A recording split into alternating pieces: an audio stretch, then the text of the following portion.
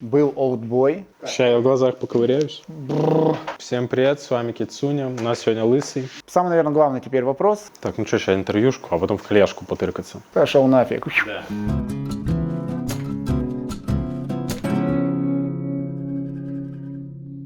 Сегодня у нас в гостях, конечно же, долгожданный, как и просили, Сергей Померанцев, он же Адер. Поэтому интервью обещает быть насыщенным, конструктивным, ну и не без тематических приколов. Сережа? Приколов. Да, мы находимся на буткемпе Dream Eaters, но тем не Да, менее... мой второй дом. Твой второй дом, мы уже это заметили. Начнем мы по порядку. Мы к этому еще вернемся неоднократно, но все-таки главная рубрика, наверное, для старта я выбрал «Жизнь после Юник». Вот, но прежде чем окунуться в ту ситуацию, где ты находишься сегодня, на первой строчке мирового рейтинга, все-таки расскажи, что произошло в старом составе, как так получилось, что вообще появилась возможность рассматривать другие варианты? Ну, возможность появилась неожиданно, после того, как мы не прошли никуда. Вот, и, естественно, альтернативы были довольно простые, то есть можно было уйти по другим командам или сидеть без зарплаты, без каких-либо перспектив 6 месяцев, надеяться на то, что мы начнем играть лучше как команда, и на следующих турнирах покажем результат. Но как бы мы поговорили с ребятами и решили выбрать другой путь. Как бы я сказал, что, мол, наверное, никто не обидится, если мы будем рассматривать предложения других команд, то есть будем продолжать как-то двигаться в рамках этого турнира текущего. Все согласились, как бы так и произошло. Тогда самый главный, наверное, вопрос, благодаря тебя там «Нет-нет» называют сплинтером, и тема такая: за сколько по времени ты уже начал чувствовать, да, что что-то идет не так, и что именно пошло не так, почему так получилось, да, то есть результаты, что стало причиной? Ну, что-то пошло не так. Ну, у нас был новый состав, как бы, во-первых, и ну, когда мы начали играть, мы понимали, что наша игра как бы не клеится. Надеялись это все пофиксить к финалам. Пофиксить это не получалось. И мы так и шли, как бы плелись там на 6-й строчке. Этого хватало, чтобы дойти до финала. Но в финале мы так и остались на этой 6-й строчке, которая даже не обеспечила нам проход в Европу. И как бы так и закончили. Но по времени ты уже готовился к тому, что результаты Нет. какими не были? Или вы до последнего услышали организацию, что вы рассчитывали, что вам дадут попытку подготовиться, и вы будете пытаться что-то поменять? Нет, ну, во-первых, финал был сколько? 2 дня мы играли, да? Да. То есть, как бы, даже после первого дня мы были еще, в принципе, могли бороться за первое место. И, естественно, вера была там, ну, до последней игры буквально. Но когда уже, да, совсем не пошло, уже в последней игре, когда мы там все поумирали, уже понимали, что, ну, наверное, что-то придется придумать. Представим ситуацию, что вы не проходите, но вас не отписывают. Контракт продолжается. Ваши действия. Вы готовитесь, либо все-таки ты уже понимал, что ты хочешь чего-то нового? Слушай, тяжело сказать. Потому что, наверное, если бы мне пришел оффер из Cloud9, все равно, да, я бы все равно, наверное, согласился. Потому что я, на самом деле, уже там с ребятами из Cloud9, то есть с Анывным, Вульфом, мы общались довольно плотно. То есть это произошло там на Star Challenge мы познакомились. Там на китайском турнире мы уже побольше общались с ними. А клауды были, да, в декабре? Да, да. Вот, то есть они как победители своего региона приезжали. Мы с ними уже пообщались, там обсудили какие-то моменты, и тогда уже они мне рассказывали, что у них были проблемы с 4-м игроком. У них вот Перкисос, парень, он отдает приоритет учебе, поэтому как бы мне сказали, что, ну, в шутку сказали, что как бы можем попробовать. Ну, я тогда сказал, тоже как-то отшутился, мол, конечно, ребят, без проблем. И потом вот так все сложилось. Что-то в стиле матика «Го сыграем», да? Да, го разрушим команду. Да, есть такой момент. Наблюдаю схожесть ситуации принятия решений. Это, с другой стороны, меня удивляет. Ну, посмотрим, как будут развиваться события в принципе, да, на сцене и СНГ, и у тебя, в частности, сейчас с любопытством мы наблюдаем за результатами. Но, тем не менее, да, для того, чтобы зафиксировать ситуацию, все началось, ну, для меня, да, как для обывателя со стороны, с капитанства. И после нашего недавнего общения ты немного развеял эти слухи, что, оказывается, было немножечко иначе ситуация. Так все же, что произошло с капитанством, с твоим капитанством? Какая версия из твоих уст? Ну, версия простая. Как бы как все было. Там вот был момент, когда в декабре мы играли 3 крупных турнира. Это был по МЦО, потом это был Star Challenge, и потом это был PEC, китайский турнир. Как бы на Star Challenge мы победили. Об этом можно много говорить, да, там какая это была победа, какие там были команды. Как бы опустим этот турнир. А на остальных двух мы как бы получили неудовлетворительные результаты, мы надеялись на большее. Те турниры я выступал в роли капитана, то есть отдавал там различные колы и так далее. Ян мне помогал в этом деле, то есть Ян, по сути, накидывал идеи, когда у меня происходил либо какой-то ступор, либо просто видел какие-то более удачные опции. А когда мы приехали уже в Москву после последнего турнира, я подумал, что хочу что-то поменять в своем стиле игры. Ребята, тоже у них были вопросы там, к моему капитанству.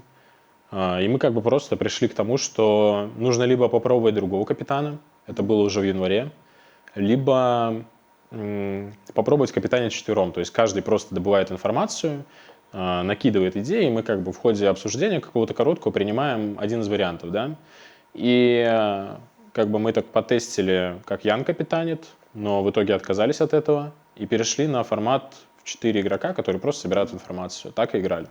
И тебе понравился этот вариант? То есть ты считаешь его оптимальным, когда 4 человека принимают решение? Потому что в интервью Ваня, тренер, да, Dream Eaters, тоже сказал, что они на данный момент держатся да, этой я стратегии. Я смотрю. По поводу этого, это хороший вариант, наверное, наилучший, потому что ты как капитан видишь только 25% всей игры.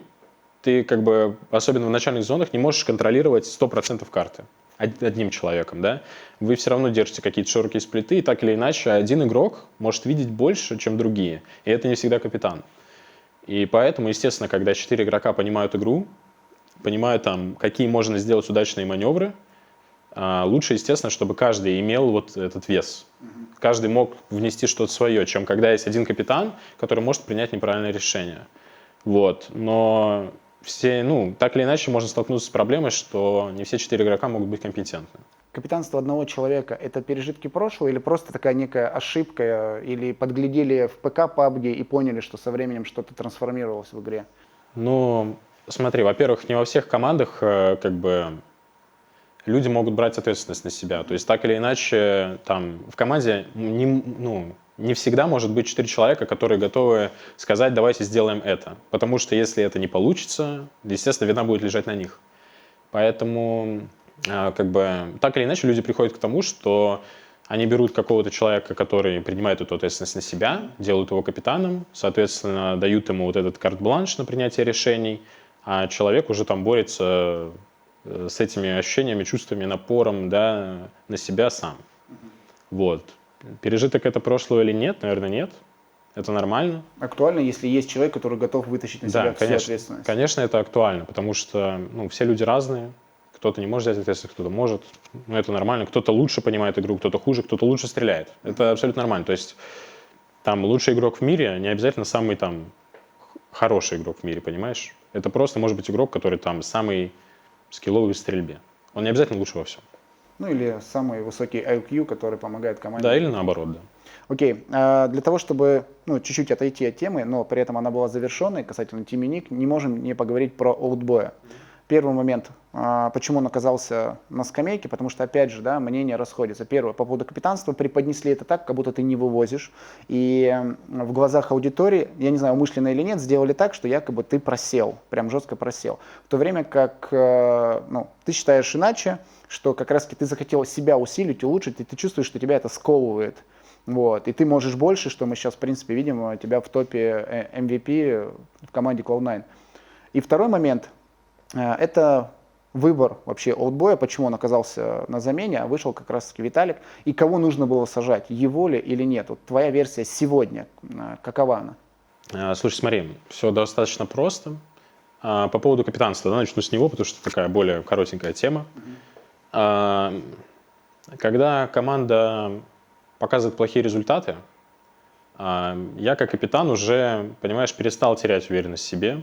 Я не понимал уже, где моя ответственность. где я неправильно принял решение, или эта команда плохо сыграла, или я плохо объяснил. И эти рамки начинают очень сильно размываться. Я уже перестал это понимать. И поэтому, а когда перестаешь быть уверенным в своих решениях, да, в своих каких-то идеях, ты начинаешь просто быть хуже. То есть я понимал, что у меня какой-то либо спад, либо стагнация происходит. Я на каком-то одном уровне держусь и не могу его перешагнуть. И мне просто нужно было что-то новое. Плюс на тот момент я уже понимал, что там мой скилл игровой возрос, да, я хотел больше полагаться на него. То есть я просто ощущал, что я могу больше делать своими какими-то игровыми мувами, а капитанство меня сковывает. И вот эти вот несколько факторов, они как бы совместились. И так и получилось, что я просто сказал, что, ребят, я больше не хочу капитанить, хочу стрелять, бегать, что капитанство меня сковывает, и у нас вообще хуже получается, когда так. Хочу попробовать по-новому. Окей, По поводу замены. Олдбоя мы заменили, потому что, когда у нас был тестовый период в месяц, он взял несколько выходных, чуть больше, чем нужно было. И мы считали, что на тот момент что это вносит деструктив. Хотя сейчас я понимаю, что, наверное, нужно было сажать другого человека на замену. И конкретно про ту ситуацию я вообще думаю так, что как бы в СНГ есть такая проблема, что у нас такой менталитет, что все хотят дружить в команде, все хотят хорошо общаться вне игры. У нас этого не получалось сделать. То есть, да, там можно сказать, что мы какое-то время хорошо общались, но за год так или иначе у нас возникали какие-то конфликтные ситуации. Там мы просто разные все люди, там из разных каких-то, знаешь, из разных окружений и так далее. У нас разные интересы, у нас были разные взгляды, даже разные взгляды на игру просто банально. И это как бы работало в минус в плане командной игры, потому что все хотели и хорошо общаться, и хорошо играть. Не всегда это, к сожалению, возможно. Но сейчас я понимаю, что можно было сделать упор на хорошую игру, можно было вообще забыть про какие-то личные отношения. И просто вот, допустим, в том же Олдбое, да, я не скрываю, что там в последнее время у нас были какие-то напряженные такие отношения. И если так подумать, наверное, если бы я как-то, мы как бы сбавили эти обороты, и я там как человек, который так или иначе капитанил, да, принял бы такое решение, что я бы вытянул, попытался помочь ему поднять его там... Личные результаты? Да, личные результаты, то есть ни для кого не секрет, что Олдбой там невероятно талантливый игрок, да, механически. И там он делает какие-то невероятные вещи зачастую. Если бы я попытался, не то, что попытался, да, помочь ему, а как бы просто, поддержал его, да, как-то забыв про наши отношения, попытался бы помогать ему в игре и сам бы выполнял какую-то другую роль, возможно, у нас бы были лучшие результаты, но сейчас мы уже не узнаем этого. Попробуем зарезюмировать. То есть сегодня ты бы наверняка поступил бы иначе, да, смотря из будущего в прошлое. И второй момент. На это повлияло именно контраст и понимание, что в других, допустим, коллективах, таких как X-Quest, да, или же Cloud9, то есть тебе нужен был этот опыт для того, чтобы увидеть картину, либо просто время нужно было? Да нет, наверное, опыт, потому что, как сказать, знаешь, когда ты долго играешь одним стаком, у тебя уже замыливается взгляд, ты уже теряешь вот этот фокус. Просто все как будто в расфокусе. Ты начинаешь очень много думать, что не так, что можно изменить, но ты не можешь просто ни к чему прийти. Просто у тебя появляется ощущение, что нужно что-то поменять. А что непонятно. Вот я скажу вот еще, знаешь, вот мне запомнилась одна фраза очень сильно, когда у нас был менеджер Леша Суворк, ты как раз не виделся. Мы с ним обсуждали как раз замену. Там мы ему говорили, что... Я ему говорил, да, по-моему, там был такой типа я, Ян и он. Мы ему говорили, что там хотим сделать замену, пока не знаем кого, но хотим что-то поменять. И он нам тогда сказал что-то в духе, ребят, типа не делайте этого, потому что я столько раз видел, как лучшие команды распадаются из-за такой херни. И мы его тогда не послушали, но сейчас я полностью понимаю, что он имел в виду. Не могу не спросить, я знаю, что Глеб не играл роль психолога в команде, но он также наблюдал за этой ситуацией и оценивал эффективность каждого из игроков.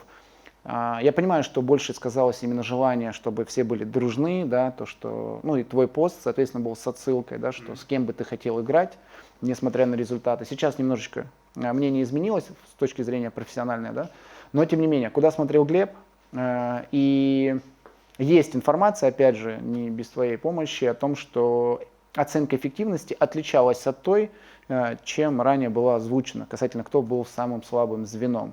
Вот одно дело то, что ты выбрал, да, а другое дело, почему тренер пошел тоже на эту сторону. Смотри, очень просто. Как бы объясню, да, что ты имел в виду. То есть мы месяц трояутились, пытались понять, какой состав лучший. И как бы, то есть было там 4 варианта. В каждом из этих 4 вариантов должен был быть матик. Мы это как бы для себя установили. Такую, ну, мы поняли просто, что нужен новый состав. Нужно убирать кого-то из старых. По-любому нужен новый игрок. Матик нам подходил абсолютно точно, мы это понимали. У него у него в любом составе была одна из лучших стат. Что, в принципе, нас удивляло, потому что, когда приходит новый игрок в команду, он не всегда сразу показывает хорошие результаты, и это нормально. Потому что он не сразу вливается в игру. Но он уже, Матик показывал с самого начала прям хорошие результаты, и это все было очень стабильно. То есть мы понимали, что это плюс однозначный. И то есть формировалось 4 состава. То есть перечислю, кого не было. То есть не было каждого из игроков в одном из составов. Меня не было в одном из составов, в другом Яна, в третьем Егора, в четвертом Олдбоя, да. И худший состав, худшие составы в среднем были те, которые были с Яном, но это не значит ничего. Не значит, что он самый худший игрок, да, это значит, что команда с ним плохо играла. То есть состав с Олдбоем был тоже в среднем один из худших. И когда мы просто начали уже общаться всей командой, мы просто подумали, что так как мы СНГ коллектив... Да, понимание важнее, чем... Да, как бы отношения больше влияют, чем результаты. И на эмоциях, на чувствах можно больше выиграть, чем без них. Я понял. Ну да, в принципе, когда тильт в коллективе, это зачастую приводит вообще к невозвратимым последствиям. Но в плане статистики, да, когда приводили, я знаю, что Диму как раз-таки зацепило то, что выложили статистику, где он отыграл меньше матчей по сравнению с Яном. И он же тоже знал настоящую статистику, и, наверное, именно это его и зацепило. Вот. Но по ситуации мне, в принципе, понятно. Спасибо, что, как говорится, не стал очевидных, да, вещей для вас раскрывать, хотя долгое время это оставалось за кадром. Самое время перейти уже к главной новости. Это, конечно же, сколько ты был фрирагентом? 2 дня? Ну, не считая трайауты.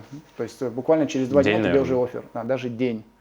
Как это произошло? Знакомство окей. То есть у ребят прям вот все сошло, как бы вселенная, звезды, как-то получилось. Слушай, я вообще сейчас понимаю, что да, реально все сошлось, потому что как бы на это повлиял коронавирус, на это повлияло то, что один из игроков Cloud9 позволил себе российские высказывания и был кикнут за это. И вот так вот все это совместилось.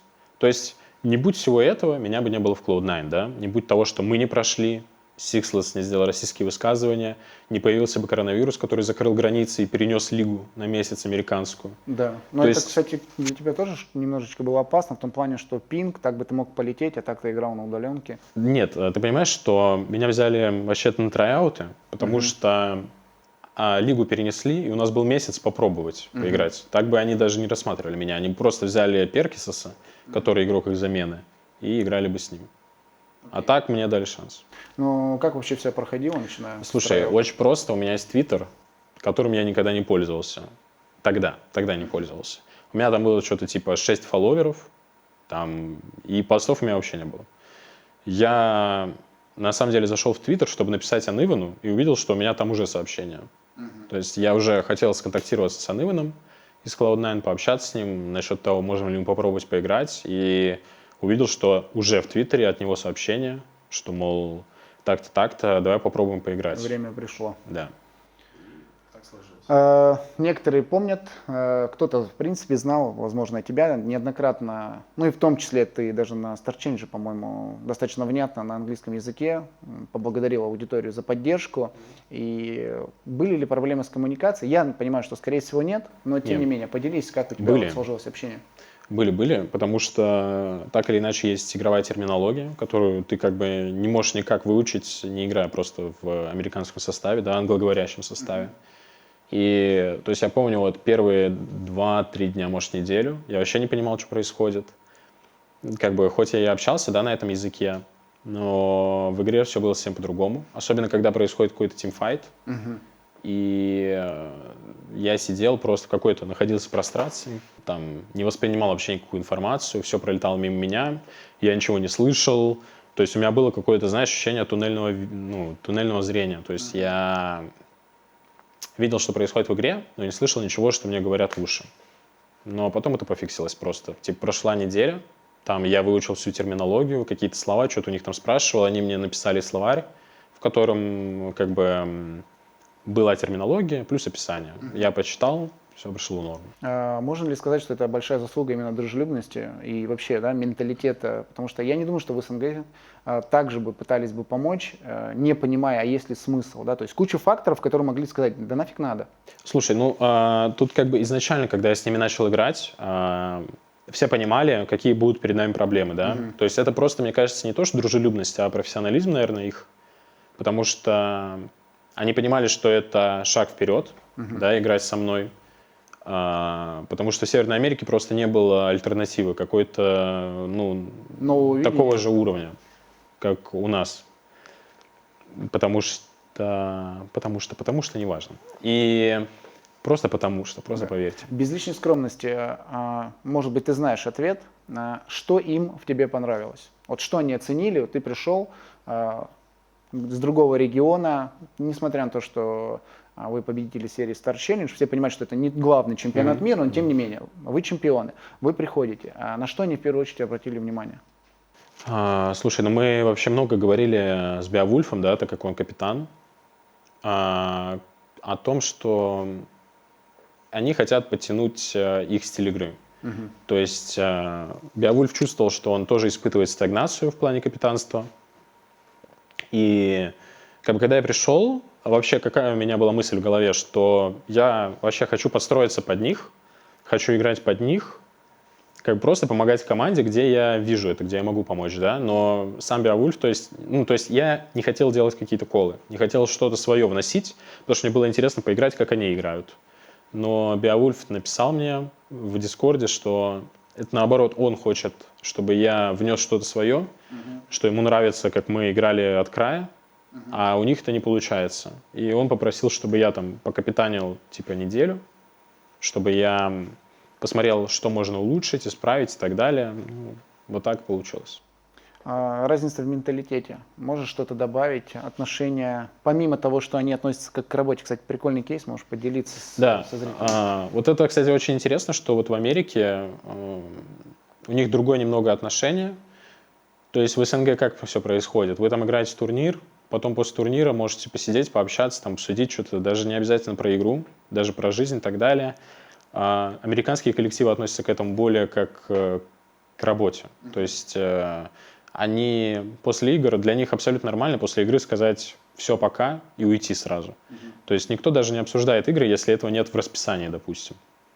Если это как-то на страсть влияет, или это вот у них как-то все это сочетается гармонично?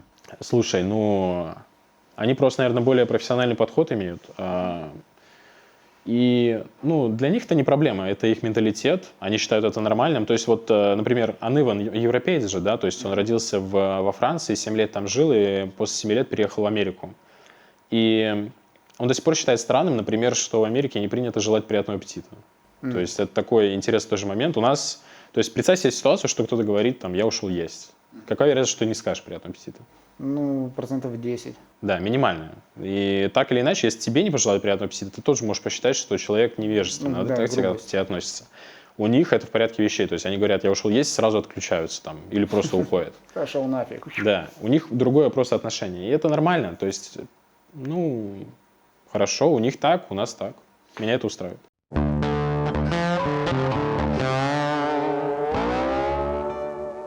Хочется немного поговорить о тебе, потому что про киберспорт мы, в принципе, проговорили, про лигу, про достижения, но мало кто знает, что происходит за пределами. То есть немного со ссылкой к Америке. Первое, конечно же, это, наверное, режим. То есть ты его сильно изменил. А каково тебе сейчас живется? Потому что я считаю, что это огромная тяжелая нагрузка лично по себе, да, если, потому что я люблю нормальный, адекватный режим. Ты поменял свой график, и я думаю, что вместе с графиком еще много вещей, много изменилось. Прокомментируй как-то, вообще, каково тебе сейчас? Ну смотри, во-первых, помимо режима мне просто пришлось поменять поменять собаку, наверное, придется, во-первых. Во-вторых, помимо режима мне просто пришлось поменять распорядок своего дня. То есть праки, по сути, у меня начинаются в 2 ночи.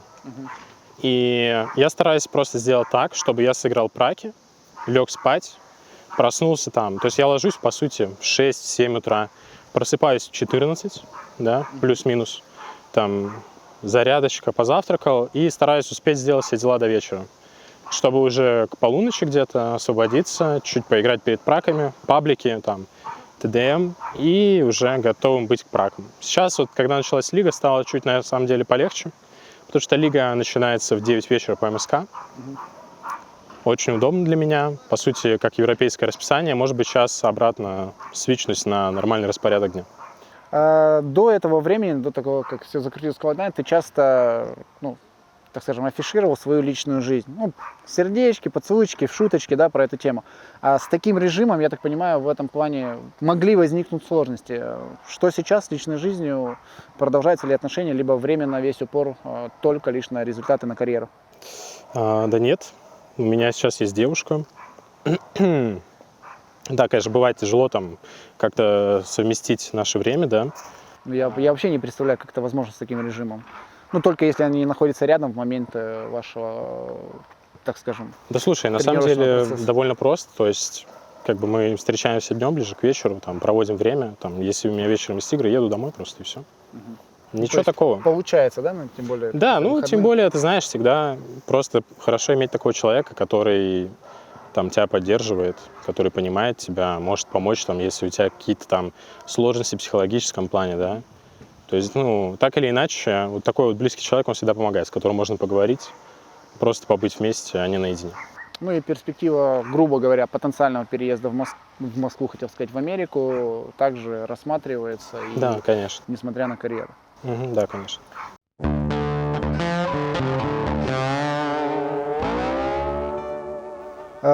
По взаимоотношениям в команде плюс-минус понятно. Сравнение организации. Когда мы с тобой накануне, опять же, Ворд-лиги, у вас еще шла она в разгаре, PL, да, пролига американская называется. Ты поговорил, и тебя впечатлило, в принципе, отношение самой организации. Это тоже очень важный вопрос. Team Unique, Cloud9. Несколько вещей основных, которые прямо у тебя вызвали огромный резонанс в голове. Инфраструктура организации. Это было, наверное, самое большое потрясение для меня. Потому что Team Unique была моим первым опытом. Там, так как организация Team Unique маленькая, но хорошая, то есть в Team Unique все было круто. С учетом финансовых возможностей. Да. То есть в силу финансовых возможностей Team Unique, да, это не самая большая организация в СНГ, но тем не менее одна из лучших, я считаю, потому что, во-первых, важно отметить, что в СНГ очень часто обманывают. Киберспортивная организация — это не секрет, да, там кейс Cubify, например, все мы знаем, когда там игрокам не выплачивали зарплаты, да, и так далее. Да, много скандалов. Призовые. 7-19, То есть, скандалов достаточно, да. А про Team Unique нас никогда просто не обманывали, всегда нам все платили, никаких там задержек не было. То есть это, даже сам нам менеджер наш говорил, что, мол, как же нам повезло, что вот вы так сразу попали, и как бы все у вас нормально. Тогда переходим... А про Cloud9, да, скажу еще разницу, что меня просто потрясло, насколько отличается уровень менеджерский. Вот знаешь, уровень отношения менеджеров к вам, то есть то, как все структуризировано, там, если тебе нужна форма, ты заходишь на специальный сайт, все оформляешь сам, да, там, указываешь свои размеры, адрес, и они все делают. Плюс, у Cloud9 просто банально больше спонсоров, само собой. намного больше, да. Причем независимо от результатов. Да. Это просто уже господи, репутационные такие спонсоры, знаешь, которые понимают, что Cloud9 одна из ведущих организаций в киберспорте, они просто именно поэтому являются их спонсорами. И результат уже не особо важен. Как бы очевидно хорошо, если он хороший, положительный, да, результат какой-то верхней строчки, но уже имя организации работает на организацию, а не результаты. И, естественно, просто большой плюс, что вот я пришел новый игрок в организацию, меня очень тепло встретили, там везде там все поздравили, кто можно, из самой организации, да, все мне везде там написали. Хотя я этих людей даже не знаю, это уже даже было как-то приятно, что ли. И много спонсоров отправили свои какие-то спонсорские штучки. Ну, ты Тоже сразу же приятно. получил HyperX гарнитуру или еще что-то. Да. Ты говорил, что спонсором является Puma, и тебя Да. очень это сильно впечатлило, также поделись со зрителями. Да, Примеры кейсов, как выглядит подписание контракта и что начинается, грубо говоря, на следующий день. Ну, подписание контракта выглядит так, что ты, во-первых, общаешься с менеджером, который курирует твой состав. Менеджер этот вот у нас в СНГ почему-то это обычно люди из PUBG, которые как бы просто, по сути, друзья, общались с составом, а потом занимаются как бы его менеджерством. А в Америке иначе. Это люди из организации, которые уже как бы встречают твой состав, берут всю ответственность на себя, да, и дальше уже занимаются тобой и связью тебя и организации. И когда вот ты подписываешь контракт, ты проходишь так называемый онбординг, посадка, как бы, да, как на самолет, допустим, посадка имеется в виду. И тебе дают такой документик, в котором указаны какие-то основные пункты, что тебе нужно сделать, да, для, поэтапно как бы рассказывают, что тебе нужно сделать. И ты как бы смотришь глазами на этот документ, в это время твой менеджер тебе как бы рассказывает все про этот документ, что это объясняет значит. подробно, да, каждую строчку, рассказывает там историю организации, кто у вас там глава организации, ЦОО, CEO, рассказывает, какие у вас спонсоры, рассказывает, на какие сайты зайти. Там специальные ссылки для Cloud9, да, для игроков. Ты заходишь, указываешь свой никнейм, свою команду и какие продукты ты хочешь получить. То есть, спонсоры, по сути, предоставляют тебе все, что ты захочешь.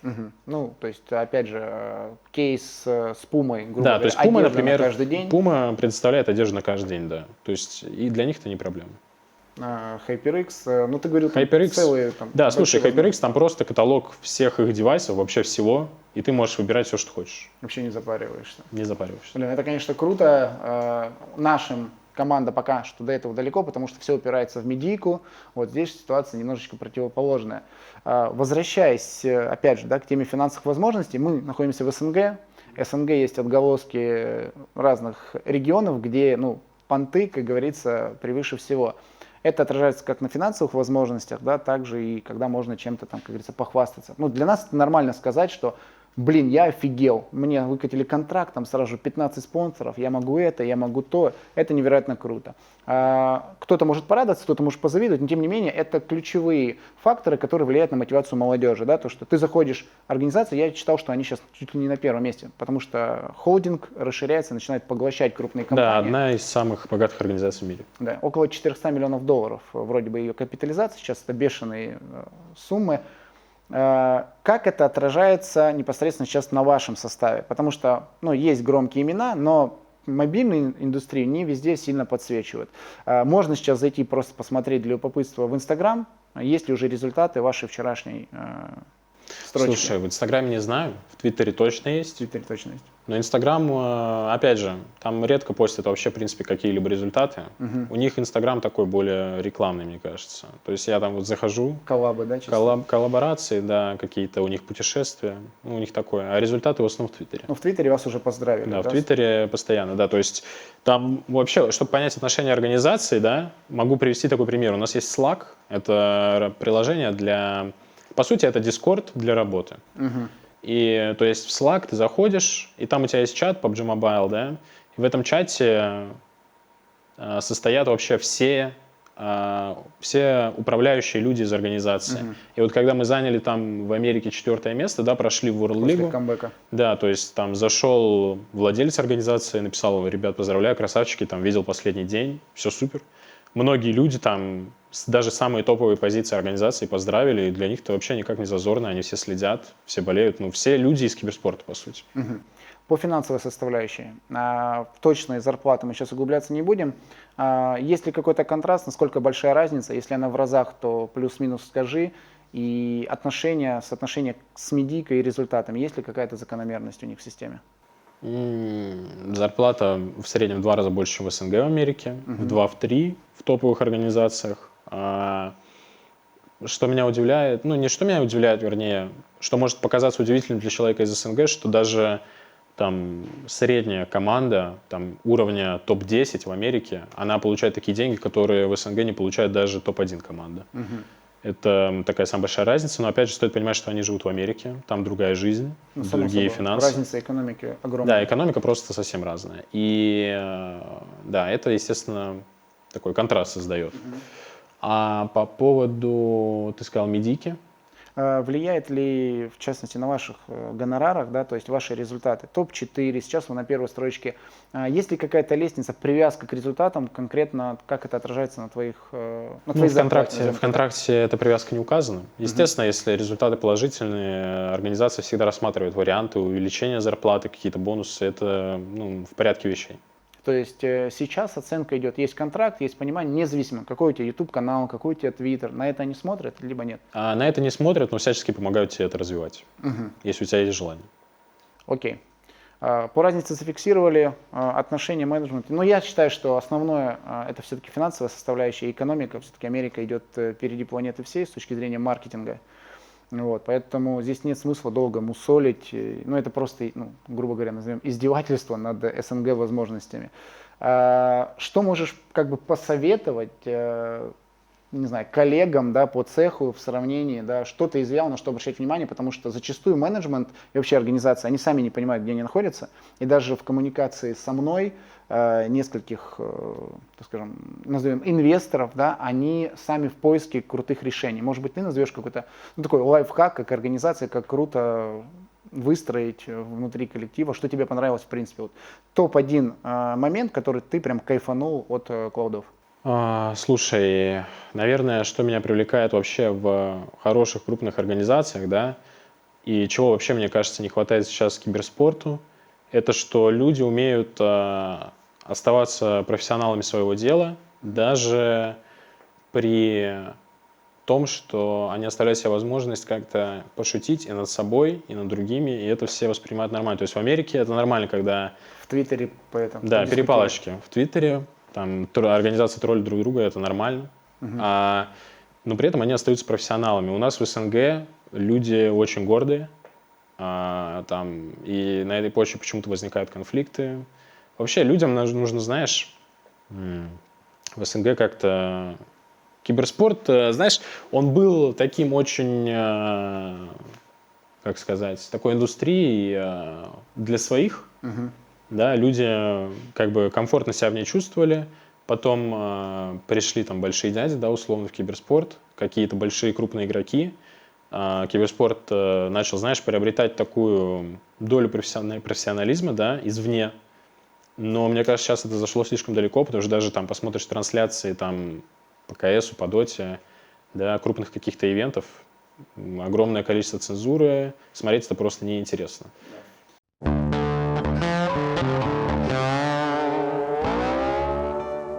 Насколько ты сегодня голодный, потому что у каждого она своя. Достаточно тяжело было раскрыть на интервью с Dream Eaters, да, что их мотивирует. Для многих это просто работа. Что у тебя по целям? Как-то прокомментируй. Прежде всего, меня интересует стать лучшей командой в мире. Цель это очень далекая, да, пока есть китайские команды. Без них она, конечно, более реальная, да, что мы сейчас и наблюдаем, в принципе, в World League. То есть, это все равно не тот уровень конкуренции, не тот, на котором бы я хотел сражаться. Это, понятное дело, это лучшие 20 команд западного региона, но всем понимаем, да, что западный регион, он все равно чуть отстает от Востока. Хотелось бы посоревноваться с теми командами, конечно, пока что это невозможно, в силу того, что все хотят, чтобы все игроки были в безопасности, здоровые, и это разумно. Но хотелось бы, конечно, уже поиграть со всеми. Забегаем вперед, забудем про границы и возьмем возможность поиграть не только как с соперниками, а для того, чтобы перенять опыт, нужно оказаться внутри. Я слышал, что тот же коллектив XQF не владеет английским языком практически, либо вообще. Практически не владею, да. Вот. Каковы были бы шансы, да, рассмотреть вариант? Окей, получил опыт Cloud9, например, ты MVP, там сумасшедшее, да, там количество проделанной работы по результатам Вест-лиги. Есть ли мысль или хотелось бы тебе написать письмо и сказать: «Парабой, ордер, и вот я хочу к вам». Насколько это для тебя реально? Практически нереально. Но я думаю, меня это мало интересует на самом деле. Я бы не хотел, наверное, играть с ними в стаке. Это не то, к чему я иду. Мне все-таки более близок западный менталитет. Хочется играть с западными коллективами, да. Ну, то есть это все равно остается такой оппозиция, да, и интересом именно посоперничать, потому что игра игрой, но менталитет также дает о себе знать. Ну, тут мы опять же, да, сталкиваемся с моментом про СНГ проблему, когда мы говорили, что на первом очереди, да, должны стать результаты, и неважно, как мы дружим, то здесь, с учетом их строгих контрактов, там вообще какая-то жесть будет. Каковы они в быту, кстати говоря, вот вы находились с ними некоторое время? Слушай, неоднозначно. Во-первых, потому что у них такой язык, из-за которого кажется, что они орут постоянно друг на друга. Это, довольно странно выглядит.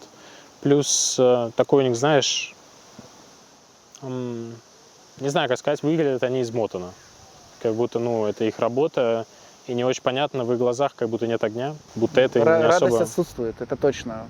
Зачастую наблюдаешь, даже когда они побеждают, такое ощущение, как будто, сегодня мне меньше достанется от кого-то, но нет. Хотя, знаешь, на самом деле, когда мы победили Star Challenge, конечно, там была, да, радость у нас, которую даже можно было увидеть, но когда ты выходил уже поднимать кубок, было какое-то непонимание. Была скорее, знаешь, такая легкость от того, что сейчас можно выдохнуть на хотя бы какой-то короткий промежуток времени. А дальше пахать и пахать. А дальше, да, впереди еще много-много работы.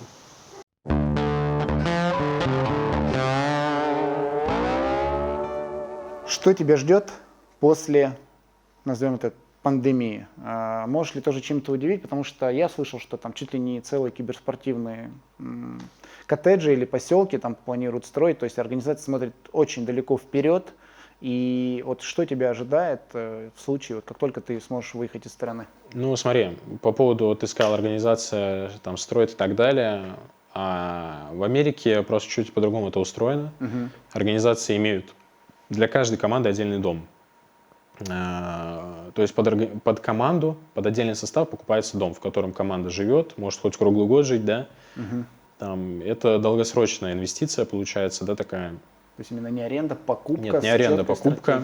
Покупка, да, делают там дом. Я думаю, если что, его всегда могут продать, как бы. У них рынок... Все равно сам факт покупки очень... Да, для нас это звучит дико, потому что у нас невозможно представить, что подписывают состав, да, по мобайлу, покупают им дом, и они там живут в этом доме сколько хотят. У нас это просто... Я понимаю, у них своя вот эта кредитно-лизинговая система покупки этого дома, но тем не менее доверие индустрии, оно тотальное. То есть будущее за киберспортом, я так понимаю, они в этом абсолютно уверены. Слушай, да, они понимают просто, что в киберспорте можно делать большие деньги.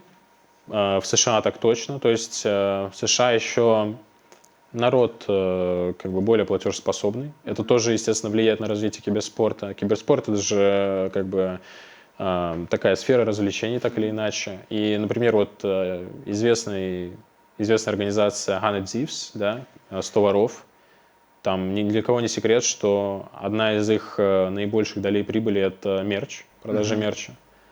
И это то, к чему стремятся вообще все американские киберспортивные организации, монетизация за счет продажи мерча. У нас это невозможно, к сожалению. Тем не менее, ты ждешь открытие границ? Либо открытие границ, смотри, да, тут нужно еще такой объяснить момент, что сейчас меня все устраивает, как бы, пандемия, я не могу никуда уехать, играю с пингом, да, это вносит свои коррективы, но опять же, когда границы откроются, я пока не планирую полноценный переезд в Америку. С командой мы договариваемся о том, что это будет, скорее всего, месяц буткемпа перед лигой, плюс месяц самой лиги, которая будет проходить в Америке, но полноценного переезда пока не будет. Жить я буду пока в Москве. Окей. Удивительный факт, кстати говоря. Прежде чем мы поговорим про World League, заметил, что ты снова, как говорится, Очень крутой. пришел в форму. Вроде бы зарплата выросла, а все-таки решил выглядеть более стройным. Как так получилось? Ты знаешь, смотри, короче, рассказываю крутой факт. Я никогда как бы такой не думал о том, что, во-первых, я могу располнеть, а потом я располнел, я начал думать об этом, и как бы еще начался карантин. Как бы до карантина я бы даже не подумал заняться собой, но так как был карантин, я понял, что я заперт. Угу. Я подумал, надо чуть позанимался, и, короче, все нормально стало. Так многие, наоборот, на карантине набирали. То есть ты взял именно хорошую Да, сторону. смотри. Тут еще важно как бы понять, что как бы карантин просто дал мне понять. Вот смотри, обычно я просто дома сижу, потому что я хочу, да? Я не думаю о том, что я не могу выйти, там, погулять, не могу заняться спортом там на улице, а тут как бы я понял, что я заперт. Как бы я не дома, потому что я хочу, а я дома, потому что мне нужно быть дома. Поэтому я начал заниматься и пофиксил все свои жирные ошибки. Вот, но тем не менее, теперь, как говорится, чуть посерьезнее, несколько тем, которые хочется разобрать, потому что World League это первое такое мероприятие. Ты, как уже написал у себя в Телеграме, являешься единственным представителем из СНГ, который застал все стадии, по сути, PMCO. Да? У нас почему-то Pro-лига отсутствует, у вас она была. Вот. Немного в чем было отличие на Pro-лиге у вас в Америке и насколько это сейчас тебе помогает?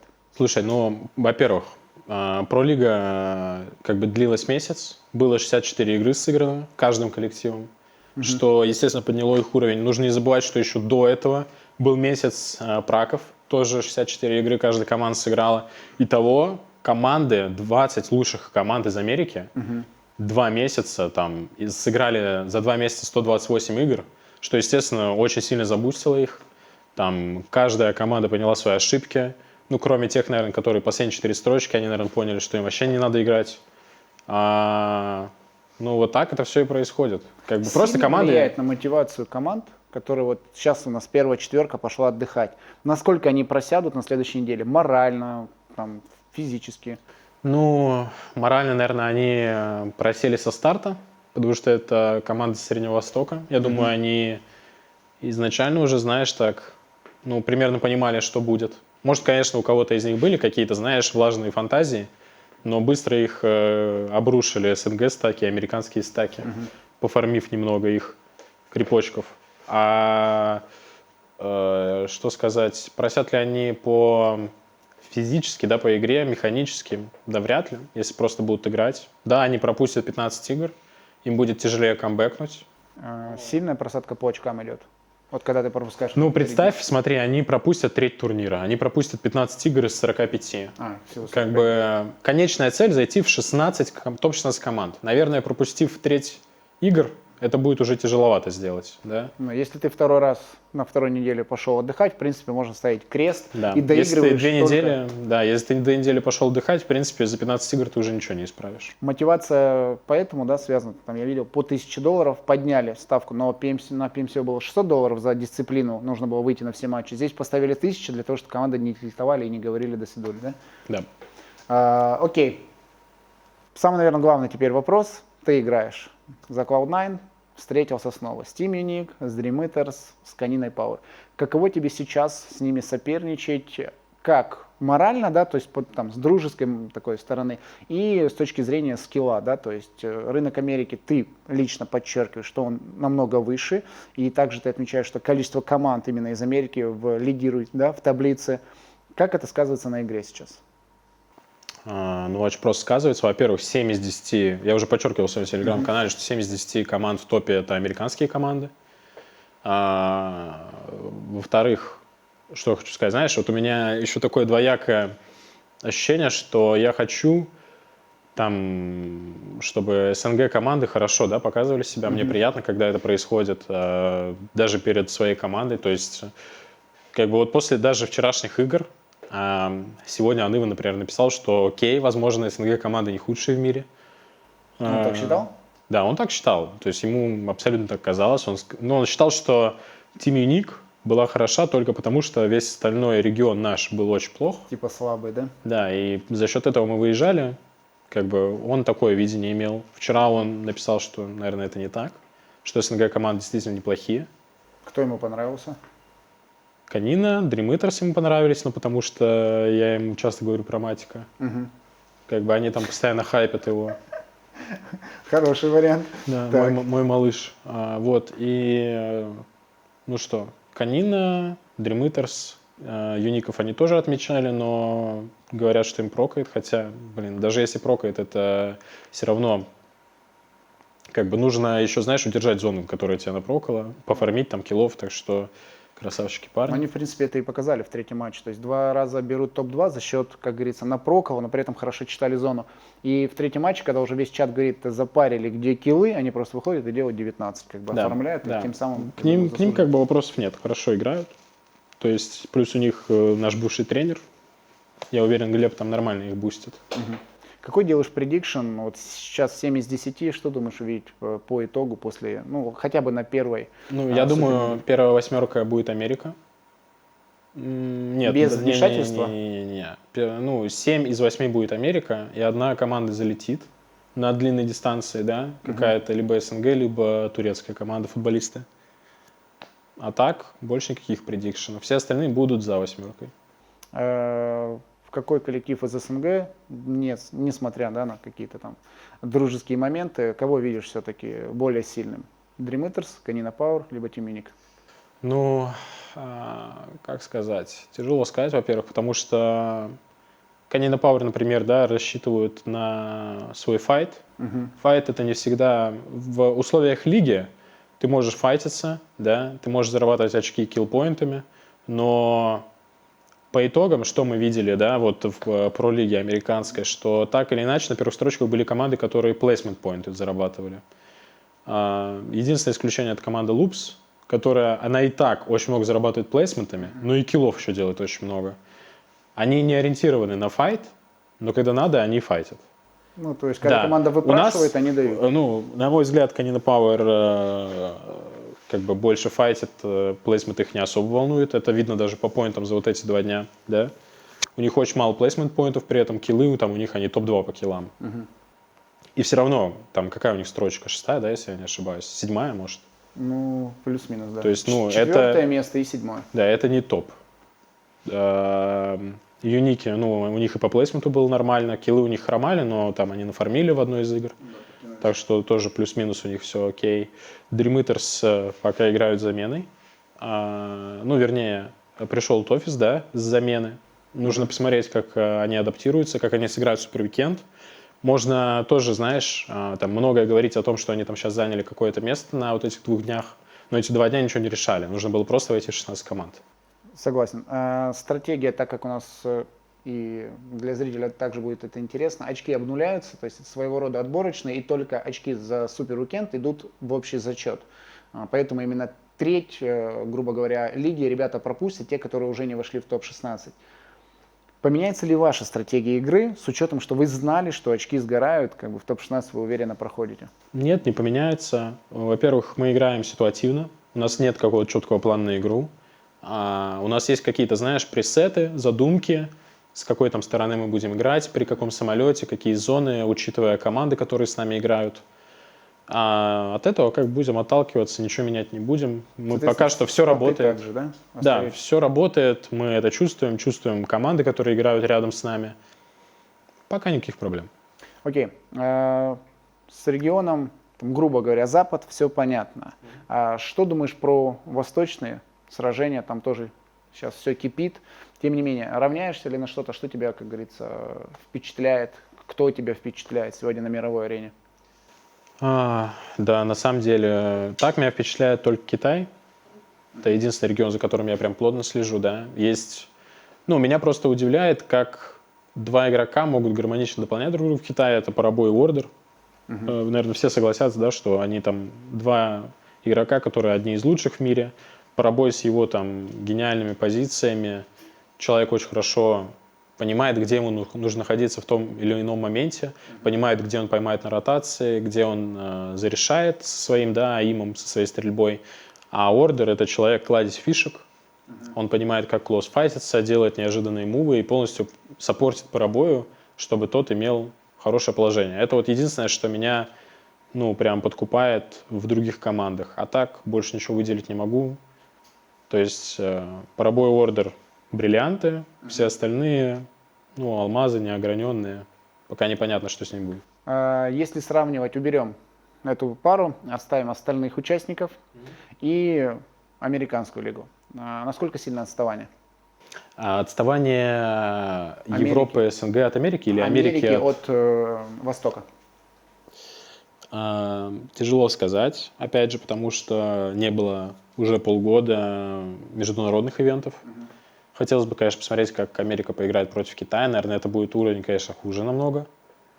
Но даже на последнем вот китайском ивенте, то есть Cloud9 были четвертые, то есть первая тройка были 3 китайские команды, Cloud9 были четвертые, пятые были Tempo Storm, тоже американский коллектив. Мне кажется, уровень и Tempo Storm после решафлов у них поднялся, уровень Cloud9 после их божественного решафла тоже поднялся намного. Ни для кого не секрет, как бы. Хотелось бы уже посражаться против китайцев. World League West и East, конечно, интересно, против китайцев интереснее.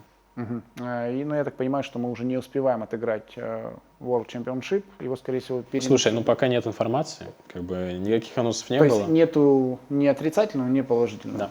Не отменяли, не подтверждали. Я понял. Я так понимаю, что все упирается в COVID-19 и в ситуацию с ним возможно. Окей, ну мы, конечно же, ждем, потому что нам также интересно, да и всем интересно посмотреть, это лучшее, что может быть. Опять же, конечно же, хотим там видеть не только ваш коллектив, который уже, в принципе, хорошо себя показывает, но и пройдет как можно больше слотов из СНГ. Это, безусловно, это то, что мы хотим видеть и как комментаторы, и как зрители, и вообще, в принципе, как люди, которые болеем за свой регион. Что можешь отметить по игре, да, по стилю? По результатам World League, в принципе, покажет время. Забегать вперед нет смысла. Лучше еще раз, как говорится, собраться, пока есть такая возможность, и потом сделать короткий, да, там, обзор резюме самой лиги. По плейстайлу, по игре, что еще тебя мотивирует, что тебя впечатляет, что заставляет тебя смотреть за ними? Потому что очень важная тема, о которой мало кто может порассуждать. По крайней мере, я не слышал, хотя общаюсь, коммуницирую. Начнем. Я об этом уже зарекался на трансляциях, да, то, что капитанство вчетвером, окей. Ты сказал, что ребята в Азии пошли дальше. Они теперь еще и разделяют управление и взаимодействуют друг с другом по ролям, но это нетипично. Можешь как-то про это тоже рассказать? И плавно переходя к раскладкам и так далее. Да, рассказать про это довольно просто. То есть у нас пока такой уровень, да, вот СНГ, Европа, Америка, что все люди просто играют так, как им как бы удобно, и строят команды от того, с кем им интересно, там, приятно играть, да, с кем они хорошо себя чувствуют. Какие просто игроки сильные. Берут, набирают сильных игроков в один стак. В Китае сейчас прослеживается такая тенденция, что у них четкое распределение по ролям, то есть отталкиваясь от того, какой игрок в чем хорош, и они не пытаются сделать одного игрока максимально гибким, они пытаются его самые лучшие качества утрировать, да, сделать их еще намного лучше, выделить их еще ярче. То есть, опять же, самый яркий пример — это парабой ордер. То есть ордер — это человек, у которого раскладка, там, его сенса, да, его стиль игры, а они как бы друг друга очень органично дополняют. Он там очень хорош в клоус-файте, но в лонг-файте он не представляет там такой же большой опасности, как парабой, который хромает в клоус-файте, но в лонг-файте ему нет равных. И то есть у команд есть четкое понимание, что им нужны два таких игрока, на которых будет строиться файт, и два саппорта, один из которых может быть при этом капитаном. Про парабой сложно сказать. Я понимаю, что разница есть на средней и ближней дистанции, потому что у меня в голове сразу флешбэк. Карта Мирамар, турнир в Китае, он заходит один, делает -3, четвертого тоже, наверное, мог бы забрать, но тем не менее вблизи скорость мысли и варианты принятия решений просто сумасшедшие. Вот, но все равно ты заметил, что он делает акцент на среднюю и длинную дистанцию. Да, но как бы если посмотреть за его POV, да, за тем, как он конкретно играет, с его лица, видно все равно, что у него деревянные движения немного, что он, если бы он играл с другой раскладкой, он бы двигался намного лучше. То есть как бы чувствуется, знаешь, что за счет раскладки ему не хватает скорости. Хотя он бы мог эту скорость привнести туда. Да, но у него четко осознанное принятое решение, Да, да, абсолютно. которое аргументируется, потому что многие этого не хотят или, ну, с точки зрения, кому-то впадло, лень, да, никто не отменял. Это мне быть таким, я таким не хочу, потому что многие гонятся за хайпом. И даже киберспортсмены отмечают то, что для них важны киллы в паблике. Ну, это как бы нонсенс, но тем не менее, кому-то не хватает вот этой медийки, кто-то тянется, да, здесь же все наоборот. Четко есть цели, поставлены результаты и пошли вперед. Что у тебя с этим сейчас? Как обстоят дела? Потому что, допустим, я закидываю притравочку, что ты играешь тоже нет-нет в два пальца, и там начинается в чате спор. Развей эти моменты. Да, момент очень простой. Я играю и в 2, и в 5. То есть для меня не проблема посреди игры свичнуть с 2 на 5, с 5 на 2. Это все зависит от ситуации, от того, чего не хватает моей команде, как я это ощущаю. То есть сейчас ну, то есть как бы я пришел в команду, я хотел играть 2 пальца, потому что мне это нравится, я хорошо чувствую себя в мидгейме, и хуже в лейтгейме из-за пинга, да, когда он был. Потому что close fight с пингом это очень сложно. А сейчас, когда пинг равный, я хочу больше сделать упор на close fight, плюс этого не хватает моей команде явно. То есть у нас 2 хороших лонгфайтера и так без того, да, а close fight нам не хватало, поэтому я свичнулся сейчас в 5 для World League, играю в 5 пальцев, ориентируюсь больше на ближнюю дистанцию, но и надаль могу с СЛР-ки там это посносить. Ну да, вы Спайра нормально постреляли на Эрангеле, именно с СССР, причем вдвоем, что было удивительно. Да, кстати, там у меня почти все хедшоты залетали. Фух, Нормально было. Что-то добавить. Мы будем смотреть на длинной дистанции в любом случае, потому что хейтеры у нас не спят. Как только речь идет про 14 киллов на Эрангеле от одного тебя, это чемпионат не того уровня и прочие моменты. А мне, кстати, приснилось на днях, что я 14 киллов на World League дал. Может, Значит, что будет? Может быть, да. Возможно. Почему нет? Будет, как говорится, полезно как и для тебя лично, так и для определенной аудитории. По раскладке понятно, что какие-то, может быть, еще вещи, фишечки подчеркнешь, что-то новенькое, потому что смотрят нас разные ребята, и хочется дать ту информацию, которую, я не знаю, ну, по сути, негде, да, подчеркнуть. Либо ты встречаешься на ланах, а ты все лан-стадии застал, в отличие от тех же Dream Eaters, и Canina Power только Гонза в основном, правильно был? Вот. Какие еще фишки отметил, секреты, ну, я там не знаю, использование вентилятора, это не считается фишкой, но что-то еще есть? Что помогает в работе, раскладка, там гироскоп, устройство, может быть, какой-то вот такой фишечкой. Слушай, по поводу раскладки, тут важно отметить, что не нужно, во-первых, гнаться ни за чем, да, ни за кем копировать, потому что, ну, копируя кого-то, ты просто станешь его плохой копией. Тебе нужно самому, прежде всего, понять, какой стиль игры тебе больше подходит, понять, где ты можешь выжать из этого максимум и сделать раскладку под себя вообще. Тебе не нужно думать ни о ком другом. Там. Кто-то использует гироскоп, пусть использует. Тебе не нравится, не используй. Ты просто должен понять, эффективно ли это в твоем случае или нет. Если там ты ориентируешься на лонгфайт, а в клоусфайте ты просто не умеешь играть, но ты понимаешь, что в лонгфайте ты просто бог, да отключи ты вообще этот гироскоп, зачем он тебе нужен? Ну, тем не менее, опять же, да. Все, я просто говорю, что все индивидуально. Не надо ни на чем зацикливаться. Если ты понимаешь, что ты можешь найти для себя какое-то преимущество в той или иной настройке, используй ее. Все равно есть разница и те вещи, которые не лежат на поверхности. Назовем кнопка слева.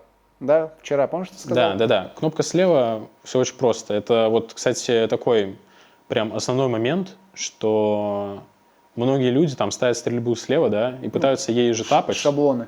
Да, это ошибка, на мой взгляд, потому что, во-первых, тапать всегда надо правой кнопкой стрельбы. Ну, не то, что правой кнопкой стрельбы, тапать надо всегда большим пальцем. Можно поставить кнопку стрельбы как бы и слева под большой палец. Многие так делают, я видел.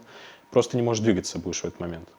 Потому что телефон у тебя снизу стабильнее, он у тебя лежит как бы на ладонях, и когда ты тапаешь снизу, у тебя телефон не будет трястись банально.